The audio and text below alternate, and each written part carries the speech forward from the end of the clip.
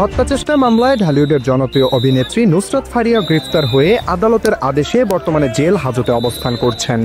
এই অভিনেত্রীকে থাইল্যান্ড যাবার পথে হযরত শাহজালাল আন্তর্জাতিক বিমানবন্দর থেকে আটকের পর থেকেই চারিদিকে হচ্ছে নানা আলোচনা সমালোচনা। সংস্কৃতি উপদেষ্টা মোস্তফা সরওয়ার ফারুকী থেকে শুরু করে এনসিপি নেতা হাসনাত আব্দুল্লাহকেও কথা বলতে দেখা গেছে বিষয়টি নিয়ে। নুসরাত ফারিয়া গ্রেফতার ইস্যুটি এখন টক অব দ্য কান্ট্রিতে পরিণত হয়েছে। রীতিমতো সামাজিক মাধ্যম এখন সয়লাব এই অভিনেত্রীকে নিয়ে। সাবেক রাষ্ট্রপতি আব্দুল হামিদের দেশত্যাগ নিয়ে যে ক্ষোভের বহিঃপ্রকাশ ঘটেছে, সেই স্নায়ুচাপ থেকেই নুসরাত ফারিয়াকে গ্রেফতার করা হয়ে থাকতে পারে বলে ধারণা সাংস্কৃতিক উপদেষ্টা মোস্তফা সরওয়ার ফারুকীর। নুসরাত ফারিয়ার গ্রেফতারের ঘটনাকে বিব্রতকর বর্ণনা করে সামাজিক মাধ্যমে দেওয়া স্ট্যাটাসে তিনি বলেন, আমাদের সরকারের কাজ জুলাইয়ের প্রকৃত অপরাধীদের বিচার করা। ঢালাও মামলার ক্ষেত্রে আমাদের পরিষ্কার অবস্থান, প্রাথমিক তদন্তে সংশ্লিষ্টতা না থাকলেও কাউকে গ্রেফতার করা হবে না এবং সেই নীতি অনুসরণ করা হচ্ছিল। ফারিয়ার বিরুদ্ধে এই মামলা তো অনেক দিন ধরেই ছিল।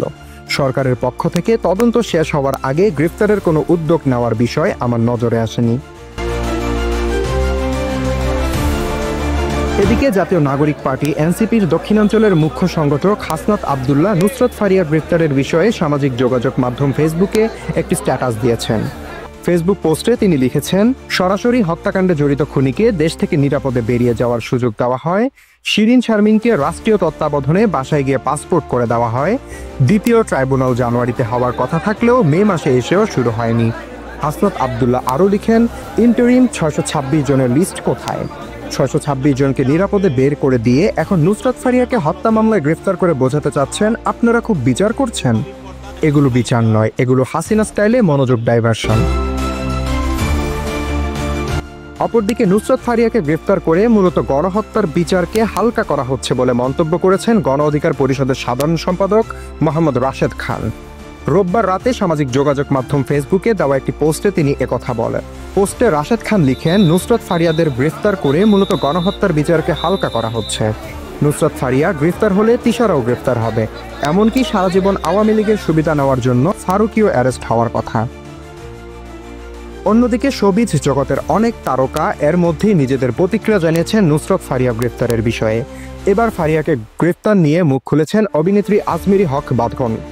সামাজিক যোগাযোগ মাধ্যম ফেসবুকে ফারিয়ার একটি ছবি শেয়ার করে আজ সকালে এক পোস্টে বাঁধন লিখেছেন, কি লজ্জার বিষয়, এই মেয়েটির কোনো দোষ নেই, সে মোটেই দায়ী নয়। যারা ফ্যাসিবাদী শাসন চালিয়ে সাধারণ মানুষের উপর অত্যাচার করেছে তাদের সঙ্গে তার কোনো সম্পর্ক নেই। এরপর দেশে বর্তমান পরিস্থিতি নিয়ে বাঁধন আরও লিখেছেন, বর্তমান পরিস্থিতি এবং ব্যবস্থা নিয়ে আমি গভীরভাবে উদ্বিগ্ন।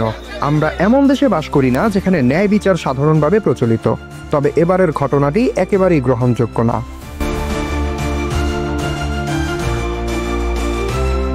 অভিনেত্রী নুসরাত ফারিয়ার বিরুদ্ধে মামলা থাকায় তাকে গ্রেফতার করা হয়েছে বলে জানিয়েছেন স্বরাষ্ট্র উপদেষ্টা লেফটেন্যান্ট জেনারেল অবসরপ্রাপ্ত জাহাঙ্গীর আলম চৌধুরী। সোমবার সচিবালয়ে এক ব্রিফিংয়ে সাংবাদিকদের প্রশ্নের জবাবে একথা বলেন তিনি। স্বরাষ্ট্র উপদেষ্টা আরও বলেন, উনার বিরুদ্ধে ইনভেস্টিগেশন হচ্ছে। ফারিয়ার বিদেশ যাত্রায় ছিল না কোনো নিষেধাজ্ঞা, এরপরও কেন আটক করা হলো তাকে? এমন প্রশ্নের জবাবে তিনি বলেন, কারো বিরুদ্ধে মামলা থাকলে ছেড়ে দেওয়া যায় না। তার নামে মামলা থাকলে কি করবেন? ছাইরা দিলে আপনি বলবেন ছাইরা দিছেন।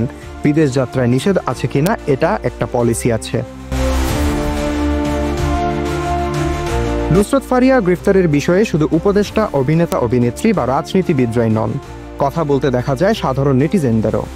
কেউ বলেছেন শেখ হাসিনার চরিত্রে অভিনয় করাই কাল হলো নুসরাত ফারিয়ার। আবার অনেকেই বিরোধিতাও করেছেন তার।